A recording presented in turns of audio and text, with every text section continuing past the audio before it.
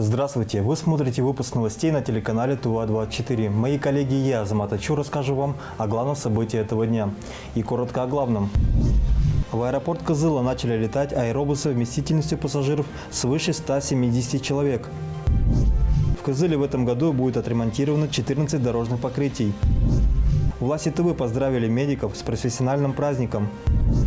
Один из аграриев Тывы внедрил новую систему орошения. Утро понедельника в столичном аэропорту началось со встречи воздушного судна компании «Севен» из города Новосибирска вместительностью 174 пассажира. Знаковое событие обещает стать обыденностью, так как рейсы Кызыл-Новосибирск и обратно на таких больших самолетах-аэробусах станут почти что ежедневными. Первый рейс совершился с практически полной загрузкой и был встречен в аэропорту Кызыла нашей съемочной группой.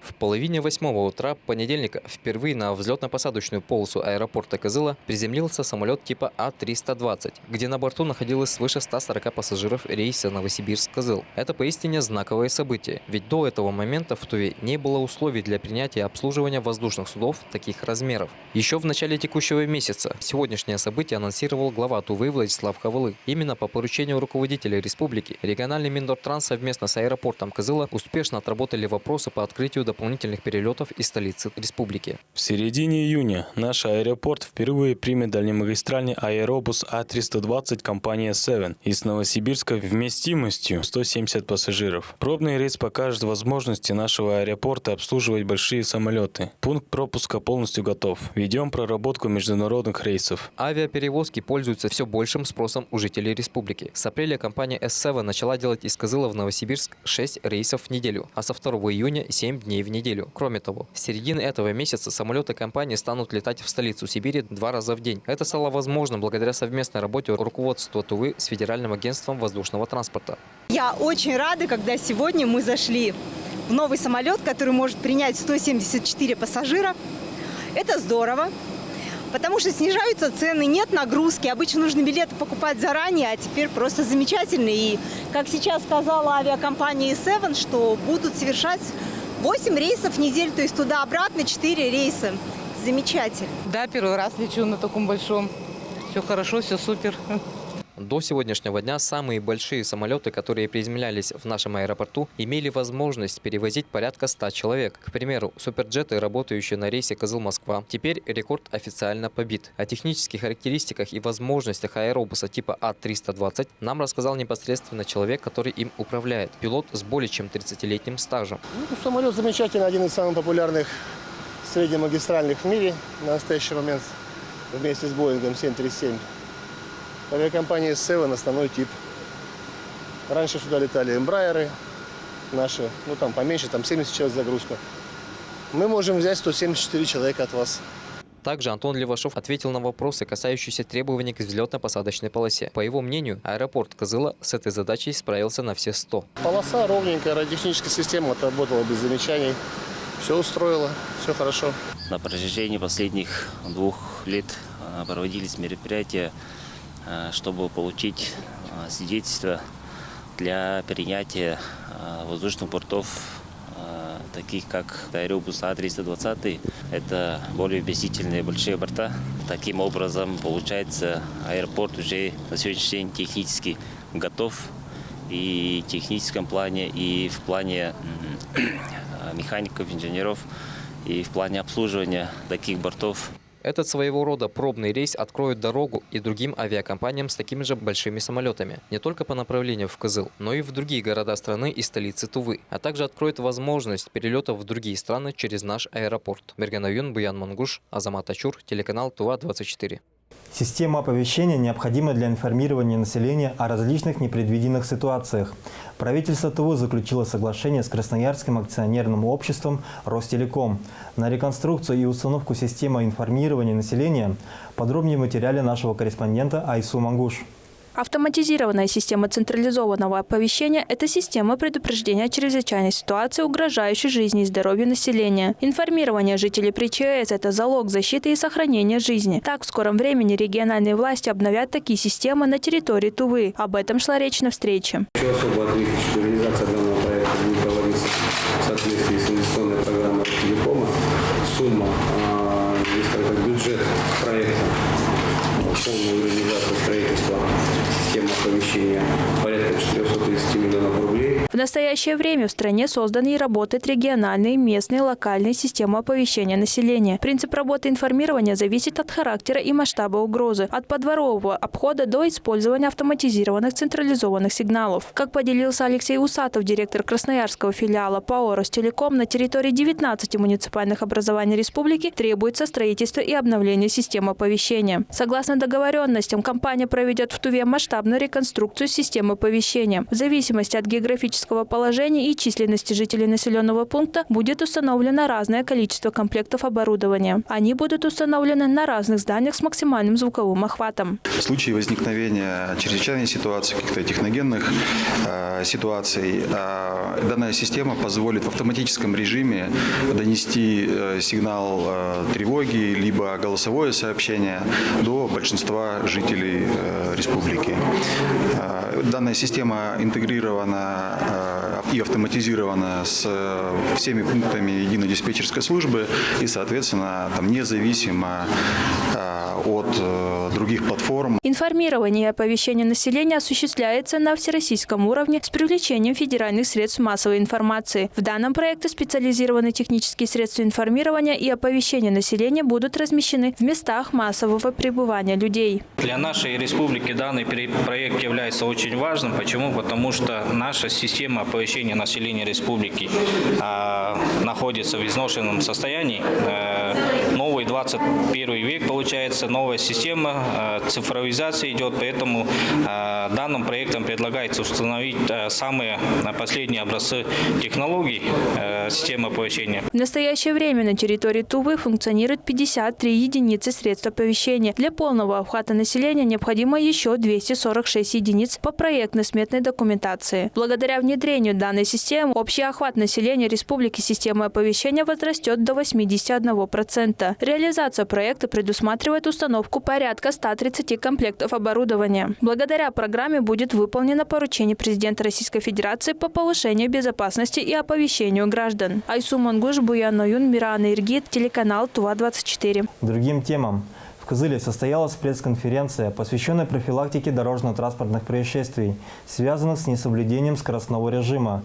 В нем приняли участие сотрудники Госавтоинспекции Республики, а также представители средств массовой информации. О количестве правонарушений и мерах их снижения узнавал наш корреспондент. Главной целью социальной кампании продвижения безопасности является привлечение внимания к проблеме нарушения скоростного режима, сократить количество аварий и снизить смертность на дорогах. Проект реализуется по инициативе Госавтоинспекции России в рамках федерального проекта «Безопасность дорожного движения», национального проекта «Безопасные качественные дороги». Как отметил главный госавтоинспектор Тувы Андрей Мельников, количество нарушений, связанных с несоблюдением скоростного режима, по сравнению с аналогичным периодом прошлого года увеличилось на 80%. 31 опрокидывание совершено. В результате граждане 3 погибло, а остальные получили ранения из этого числа. Дороги с каждым годом улучшаются, и Российской Федерации в порядке национальных проектов денежные средства выделяются, и дороги ремонтируются ежегодно, все лучше и лучше. Действительно, с улучшением качества автомобильных дорог в республике, по словам представителей Госавтоинспекции, водители напрочь забывают о мерах безопасности и правилах дорожного движения. В плане «дорога хорошая» можно подать к газу, но это, к сожалению, приводит к плачевным последствиям. В связи с этим и проводятся постоянные рейдовые мероприятия. Увеличивается количество устройств фото- и видеофиксации нарушений на дорогах. В том числе с 10 июня в столице республики проводится акция «Дорожное колесо фортуны». Задача акции данной – это донести до водителя информацию о важности выбора правильного скоростного режима с учетом ПДД, дорожной ситуации и окружающей среды. Напомнить водителям о запрещающих дорожных знаках, на что они указывают, о скоростных знаках, разъяснить, какие факторы влияют на установку ограничения скоростного режима, донести информацию об опасности нарушения скоростного режима. Во время действия данной акции на некоторых автозаправочных станциях столицы республики будут находиться специально подготовленные колеса фортуны, которые можно будет крутить и отвечать на попавшиеся вопросы. Вопросы, по мнению организаторов, будут разной степени сложности и, конечно, подразумевают памятные призы за участие. А что самое главное, Водителям и пассажирам напомнят о безопасности дорожного движения. Мергена Юн, Буяно Юн, Азамат Ачур, телеканал ТУА-24. Качество дорог – это прежде всего безопасность и комфорт. Владислав Хавалык сообщил, что общий объем финансирования дорожной отрасли в этом году составит более 2 миллиардов рублей. Это средства федерального бюджета и Дорожного фонда Тувы. В Кызыле по улице Складской в рамках национального проекта «Безопасные и качественные дороги» производится ремонт. О том, успевает ли подрядная организация по срокам и что изменится после дорожных работ, узнавал наш корреспондент. Протяженность улицы Складская, которая подлежит ремонту, 570 метров. Многие водители помнят, какая здесь была дорога, мягко говоря, в ненормативном состоянии. Также она синхронно идет с ремонтом улицы Комсомольская. Мы взяли ее в основном с учетом жалоб населения. В данном объекте предусматривается работа по ремонту проезжей части. Предусмотрено также обустройство тротуара, знаки, разметка. И самое главное – это освещение в рамках безопасности дорожного движения. По завершении работ здесь появится двухполосная дорога шириной 7 метров. Подрядная организация ООСУГУ к дорожным работам приступила в мае. Сегодня на участке трудится около 20 человек. Пока что земляные работы идут. Тут, когда закончим, тут асфальтированная дорога будет с тротуаром. На данный момент работает грейдер, эскаватор. У нас сроки до ноября, мы закончим раньше где-то, наверное. В целом, в этом году в Кызыле будут отремонтировано 14 дорожных участков. Основные, самые большие капиталоемкие мероприятия – это у нас улица Набережная, правый берег на территории города Кызыла. Также улица Складская, Комсомольская. Вавилинский затон – это у нас ходит в рамках региональной автомобильной дороги. Также она тоже будет реализована. Дороги – важная часть инфраструктуры любого города. Качество дорог – это не только показатель развития, это прежде всего комфорт и безопасность всех участников дорожного движения. У дороги было много ям, и дорога действительно нуждалась в ремонте. Мы хотим тут ровную, гладкую дорогу с освещением. Я рад, что тут начались ремонт этих дорог, потому что я тут часто езжу, так как работа находится рядом. Я как житель города искренне рад, что в городе ремонтируют дороги. Ремонт дороги по улице Складской по контракту должны завершить до ноября текущего года. Но рабочие подрядной организации обещают закончить дорожные работы раньше установленных сроков. Айра Асад, Владимир Шертукян, Геркужге, телеканал ТУВА-24. Каждое третье воскресенье июня вся страна поздравляет людей в белых халатах, которые ежесекундно борются за здоровье всех граждан вне зависимости от их статуса. Один день из жизни медика глазами нашего корреспондента Орлана Байду.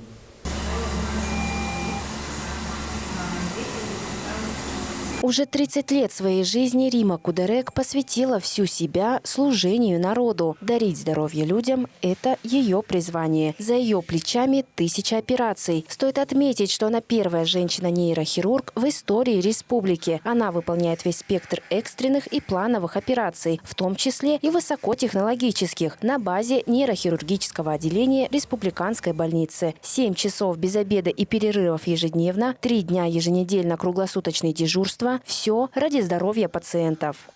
Мы привыкли так работать. У нас ритм работы такой.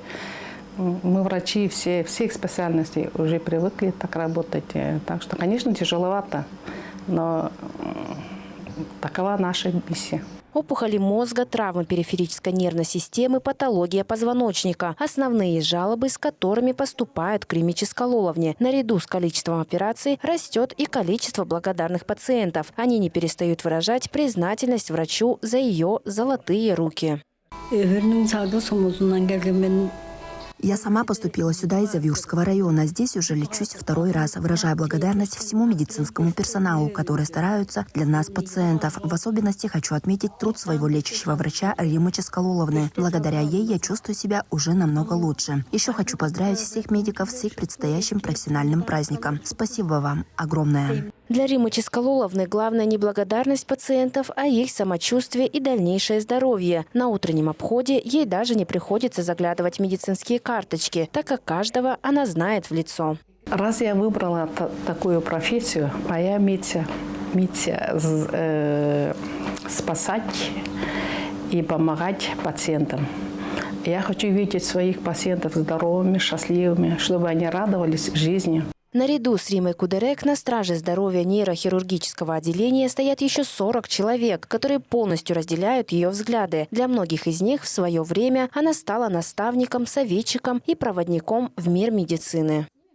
Будучи молодым врачом, нейрохирургом, основные осы специальности, разумеется, проходил под непосредственным кураторством и Риммочского ООН, за что, конечно, ей огромное спасибо. Присвоить почетное звание заслуженный врач Республики Тыва Кудерек Риме Ческаловне, врачу-нейрохирургу нейрохирургического отделения. Традиционно в преддверии Дня медицинского работника региональные власти вручают почетные звания и благодарности различного уровня. Одной из награжденных и оказалась Рима Ческалоловна, которая стала удостоена почетного звания «Заслуженный врач Республики Тыва». Врачи, медсестры, фельдшеры и другие специалисты здравоохранения играют огромную роль в жизни каждого из нас. Их доблестная работа спасает жизни, облегчает страдания, приносит надежду и уверенность в завтрашнем дне для всех жителей региона.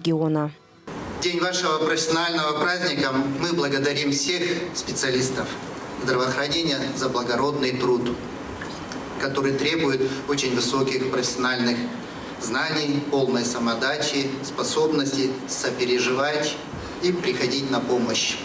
От всего сердца также желаю всем работникам здравоохранения Республики Тыва прежде всего крепкого здоровья, мира, благополучия. И пусть в ваших сердцах не иссякнут родники милосердия. Поздравляю! В рамках нацпроекта здравоохранения на протяжении нескольких лет обновляется вся инфраструктура республики, закупается высокотехнологическое оборудование и транспорт. Напомним, что главой Тувы Владиславом Хавалыгом был этот год объявлен годом здоровья, поэтому в 2024-м особое внимание будет продолжено уделяться как здоровью населения, так и тем, кто стоит на страже его. Арлана Байду, Буян Монгуш, Буян Оюн, Азамат Очур, телеканал Тува-24. В преддверии Дня медицинского работника нельзя не отметить наших земляков, которые работают за пределами республики. К примеру, молодой врач из Тувы Эртене Чендемол, который добросовестно трудится в Новосибирском научном исследовательском институте травматологии и ортопедии. О работе и жизни молодого специалиста в столице Сибири расскажем в следующем материале. Эртене Чендемол, врач-травматолог-ортопед, уже со школьной скамьи знал, чего он хочет от жизни и кем хочет стать. Это лечить людей. Так, после окончания средней школы номер 3 города Кызыла, уверенный в своих силах парень уехал получать знания за Саянами. Поступил в Новосибирский государственный медицинский университет. А с 2020 года успешно практикуется в Новосибирском научно-исследовательском институте травматологии и ортопедии, который уже 78 лет помогает людям с диагностикой и лечением заболеваний опорно-двигательного аппарата, центральной и периферической нервной системы. В клинике, как и у каждого врача, есть свои трудовые обязанности. Это прием и ведение больных, это заполнение медицинской документации, это участие в операционной деятельности в качестве как оперирующего хирурга, так и в качестве ассистента. Это также рассмотрение медицинских документаций в заочной форме со всей России, то есть отвечаем на письма всех нуждающихся больных, нуждающихся в оперативном лечении. Также здесь в клинике мы занимаемся научной и преподавательской деятельностью. Как утверждают коллеги, за время своей работы в НИИТО врач из Тувы зарекомендовал себя только с положительной стороны и в качестве ординатора, и в роли практикующего врача. Даже судя по отзывам пациентов в сети интернет, можно понять, что Эртене Чендемол держит высокую планку. Замечательный, грамотный доктор. Мне Эртене Салангиевич делал протезирование первого сустава. Чуткий и внимательный. По реабилитации все рассказал, разложил по полочкам. Запомнила с одного раза. Мне есть с чем сравнивать после протезирования второго сустава. 17 июля 2023 года мне была сделана операция по замене левого тазобедренного сустава передним доступом. Оперировал замечательный хирург Чендемол Эртене Салангиевич. Хочу выразить огромную благодарность Эртене Салангиевичу за успешно проведенную операцию. операцию, за его профессионализм и золотые руки. Это лишь малая часть отзывов и писем с благодарностью в адрес нашего земляка. Нашей съемочной группе удалось пообщаться непосредственно с нынешними пациентами Этнеченданола. Один из них – уроженец Иркутской области Евгений Титов, у которого проблемы с ногами начались еще с 2017 года. Передвижение только на костылях, а в последнее время на инвалидной коляске сильно усложняло жизнь пациента ровно до тех пор, пока он не обратился в мае текущего года в Минздрав России и получил направление в Новосибирский НИИТО. Сделали операцию мне 4 июня 2024 года. И сейчас я себя чувствую очень замечательно. Я хожу, наступаю на ногу твердо. Мне еще предстоит делать вторую ногу. И я не могу дождаться, когда пройдет полгода восстановления, и приеду я сюда опять. До операции я ходил, да никак я не ходил. Я передвигался, держась за стенки, опирался на костыли. То бишь, дома у меня инвалидная коляска. Я передвигаюсь в домашних условиях, живу я один, без поддержки. Ранее был уже установлен имплант, и он осложнился инфекционным септическим расшатыванием.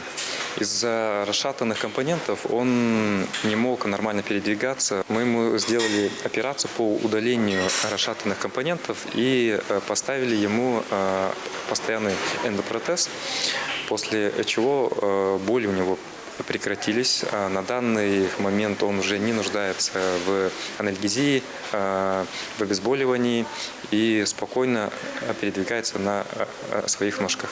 Благодарный пациент ждет не дождется проведения операции уже на второй ноге и в шутливой форме проговаривает, что сразу вернется к тренировкам. Уверенность у пациента в хорошем исходе операции непоколебимая, ведь за его ноги снова возьмется врач из Тувы. Пожалуйста. Через полгода я сделаю это. Конечно, таких успехов я бы не достиг в операционном плане, в оперативном плане без участия моих наставников, старших коллег, с которыми я работаю каждый день бок о бок. Быть врачом – это очень интересная профессия, интересная специальность. В современном мире очень много узких направлений, очень много развивающихся, интересных направлений. Поэтому в данной работе никогда скучно не будет, всегда будет чем заниматься, всегда будет интересно осваивать какие-то новые знания, новые направления именно в структуре развивающегося мира. Поэтому не стоит бояться медицины. Медицина – это всегда благородно, это всегда интересно, это всегда очень положительно сказывается именно на дисциплине, на воспитании самого человека. На вопрос, почему вы выбрали работу именно в Новосибирске, а не в родной Туве, врач-травматолог ответил: я в любом случае вернусь домой, но перед этим я должен еще многому научиться и приехать уже с большим багажом знаний и умений, чтобы польза от меня была максимальной. Эти слова сильно воодушевили нашу съемочную группу и дали уверенность в том, что медицинские кадры республики будут пополняться самыми разными и высококвалифицированными специалистами. Мерген Наюн, Батыр Базан, Азамат Ачур, телеканал ТУВА-24, город Новосибирск. И в продолжение темы. Региональное отделение ЛДПР одно из первых поздравило людей в белых халатах. Подробнее в материале далее.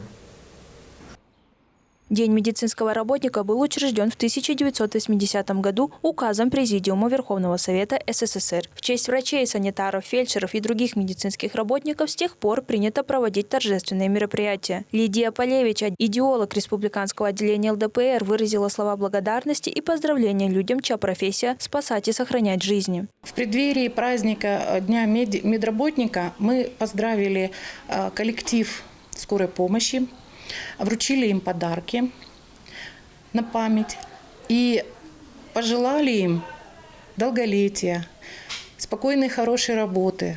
На сегодняшний день в России трудится около 500 000 врачей и сотрудников среднего медперсонала. Профессиональный праздник медицинского работника – это отличная возможность поблагодарить людей в белых халатах за их ежедневную помощь больным, терпение и самоотверженность. Мы поздравляем вас, желаем вам самое главное – здоровья, терпения и долголетия. Спасибо. И мы хотим вам вручить от нас небольшие подарки. Сегодня по случаю такого праздника ЛДПР подготовила 65 комплектов сумок для врачей. В Тывинском отделении ЛДПР существует целая организация «Плечом к плечу». Единомышленники этого направления решают вопрос обеспечения необходимым количеством маскировочных сетей и одежды для наших ребят на территории СВО. Айсу Мангуш, Буян Мангуш, Азамат Ачур, телеканал ТУВА-24. Роспотребнадзором республики ведется активная работа по выдаче санитарно-эпидемиологических заключений о соответствии нормам и правилам детских лагерей для обеспечения безопасного отдыха. На данный момент на всей территории республики отдыхает свыше 7 тысяч школьников. Как идет работа Роспотребнадзора, с какими проблемами сталкиваются и как они решаются, расскажем в следующем материале. Напомним, порядка 7,5 тысяч детей пребывают в стационарных лагерях Тувы. Очень важно обеспечить безопасность и комфорт детей, находящихся в лагерях, и обеспечить полноценную работу всех предназначенных для этого учреждений. Из 20 лагерей на данный момент работают только 8. Причины различные. Важно разобраться в каждом конкретном случае и принять меры для устранения проблем. Сейчас продолжается работа по экспертизе с выездом специалистов-экспертов непосредственно на объекты детских оздоровительных учреждений. И, соответственно, уже после сверки документов по пройденным медосмотрам, по разработанным меню идет выдача санэпидзаключений.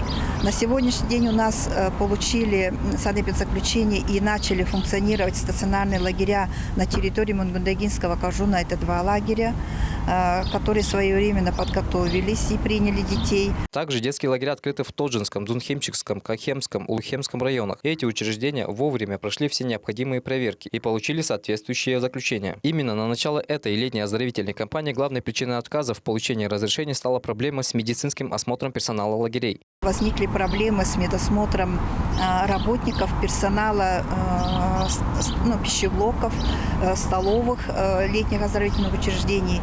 Не только своевременность, но и 17 человек, персонал пищеблоков, лагерей были отстранены в связи с тем, что являются носителями инфекций, возбудителей инфекции. На сегодняшний день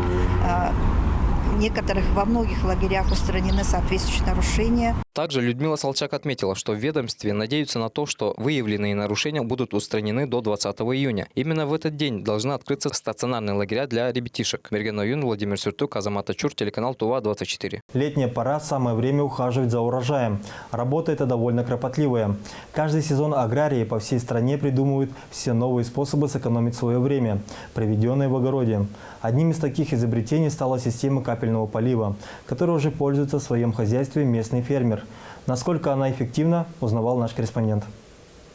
Полив из лейки, полив из шланга – у каждого огородника свой способ орошения. Грамотный подход к этому делу позволит приумножить свой урожай. Геннадий Ким первым в Туве установил на своем участке систему капельного полива, которая позволила в разы увеличить коэффициент полезного действия. Эффективность капельного полива заключается в том, что экономия воды – это на 70% от обычного ручного полива.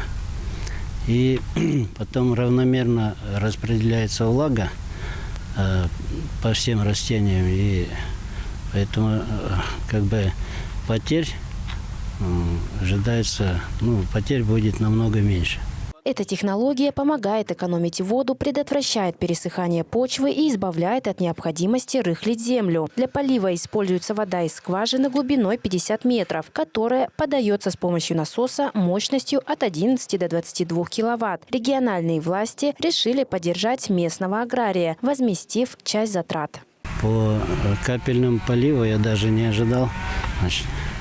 Затраты мои, которые составили где-то около 600 тысяч для освоения капустного поля.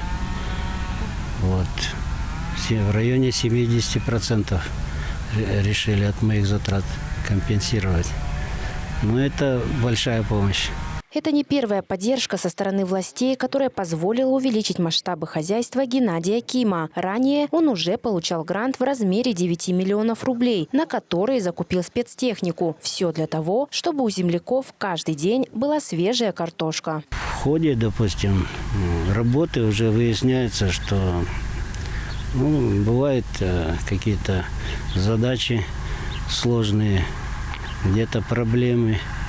Но они, как вам сказать, они спать не дают. Вот и встаешь в 5 утра и решаешь их. Ну, как бы это не специально получается, само собой. Но зимой я, как обычный человек, сплю, сколько удастся. Фермер занимается выращиванием картофеля и овощей еще с 1996 года. За это время хозяйство разрослось до 32,5 гектаров земли. Львиная доля урожая оказывается на столах социальных учреждений региона. В этом сезоне ожидаются картофель, капуста и арбузы. Орлана Байду, Владимир Сюртук, Азамат Очур, телеканал ТУВА-24. Все организации платят страховые взносы в отделение социального фонда, поэтому любое предприятие может принять участие в программе финансирования предупредительных мер, сокращения производственного травматизма и профессиональных заболеваний работников. О том, что это за программа и как в ней принять участие, смотрите в нашем следующем материале. Закупка специальных средств, санаторно-курортное лечение сотрудников, специальная оценка условий труда, проведение медицинских осмотров, обучение по охране труда, обеспечение лечебно-профилактическим питанием и многое другое. Каждый работодатель обязан принимать меры по предупреждению травматизма и профзаболеваний и вправе возместить часть этих расходов за счет страховых взносов в социальный фонд.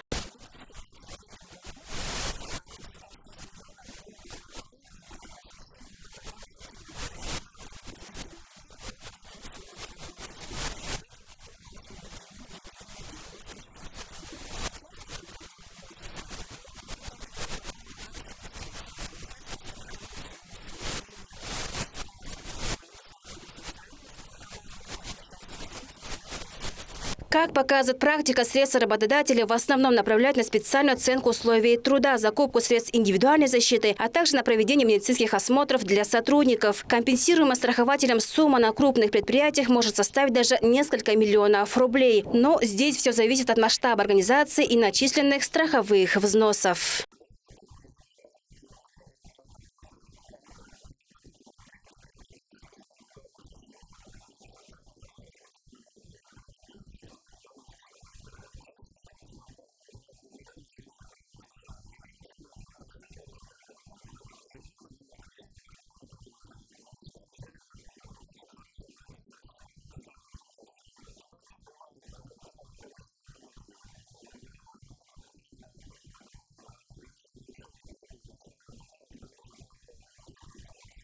Сумма компенсации составляет 20% от уплаченных страховых взносов.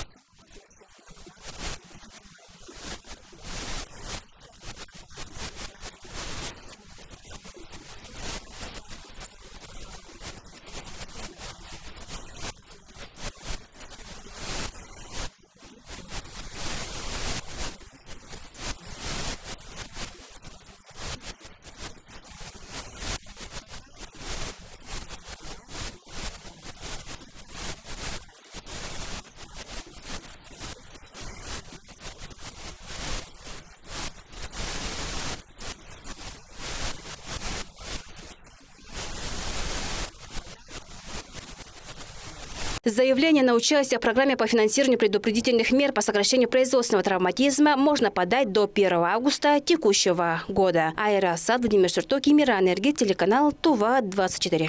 В минувшие выходные в скульптурном комплексе Центра Азии дипломы об окончании Кызылского колледжа искусств получили и его выпускники. Он станет для них ключом к успеху. Тему продолжит Айсу Магуш. Мы сегодня собрались здесь, чтобы провести церемонию вручения дипломов Кызыльского колледжа искусств имени Алексея Бактаевича Черголола. Сегодня 74 выпускника очного отделения получают дипломы об окончании колледжа искусств. И 5 из этих дипломов – дипломы с отличием.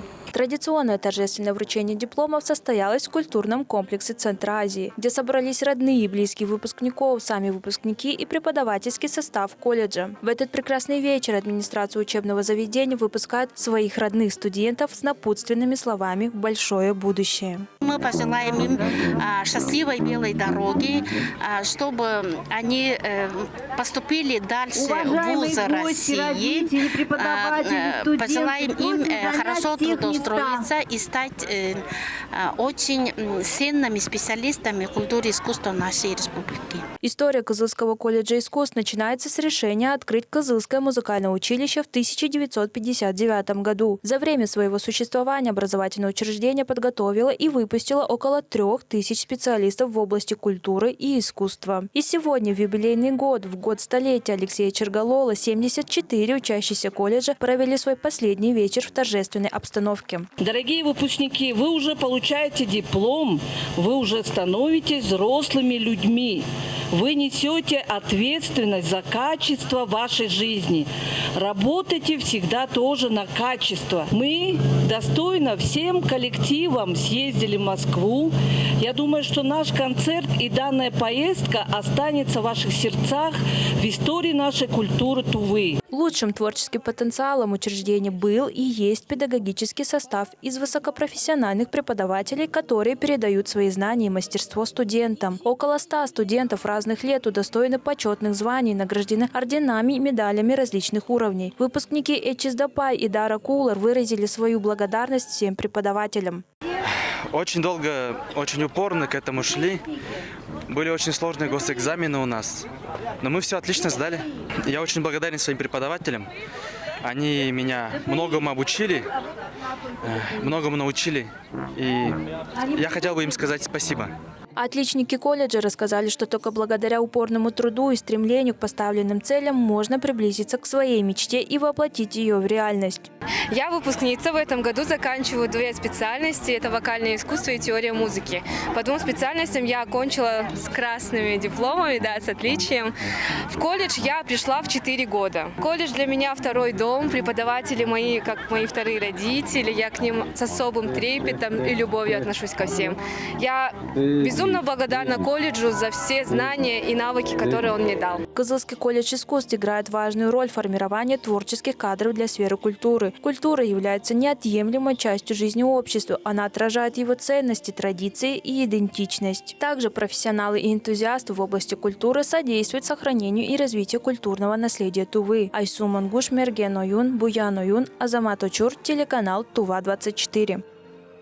Киберспорт в России впервые вошел в перечень признанных видов спорта в 2001 году. С тех пор он набирает обороты. В Туве количество киберспортсменов, профессионально занимающихся компьютерными соревнованиями, увеличивается. В этом можно убедиться на первом форуме по киберспорту. Тему продолжит Айсу Мангуш.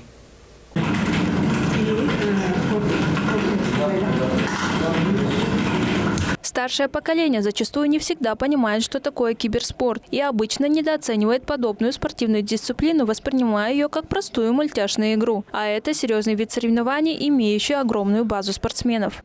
У нас проходит сегодня форум киберспорта, День киберспорта.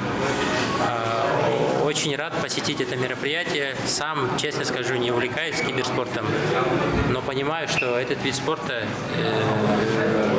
очень популярен. У нас в республике очень много молодых ребят, которые играют, занимаются киберспортом. В топ сильнейших спортсменов по компьютерным соревнованиям входят и российские спортсмены, которые становятся лидерами на крупных международных турнирах. Так, наш земляк Александр Хертек стал победителем крупнейшего всемирного онлайн-турнира по игре Dota 2. Его фурор хотят повторить тысячи и тысячи гейминг-спортсменов. О том, с какими трудностями сталкивается киберспортсмен, о плюсах соревнований в сети, рассказали Сергей Смок и Дамба Монгуш, участники форума. В киберспорте ты нагружаешь себя морально. То есть ты устаешь не физически никак, а именно морально, что ты долго сидишь, там какие-то бывают поражения обидные и так далее. Можно, не выходя из дома, играть с друзьями. Даже если друзья и в других городах, можно просто зависать в компьютере, и это интересно. Спасибо, что принимаете активное участие в жизни киберспортивного сообщества нашей республики. Без вас бы сегодняшнего мероприятия не состоялось. Спасибо за вашу энергию, за ваши достижения, не только в плане компьютерного спорта, но и в целом. Форум состоялся в рамках Дня киберспорта. На мероприятии участники обменялись опытом реализации проектов в гейминге, прослушали лекции, задали интересующие вопросы, приняли участие в мастер-классах и познакомились уже вживую друг с другом. Айсу Монгуш, Буян Оюн, Доржусат, телеканал Тува-24. Это были все новости данного часу. Я с вами прощаюсь. Берегите себя.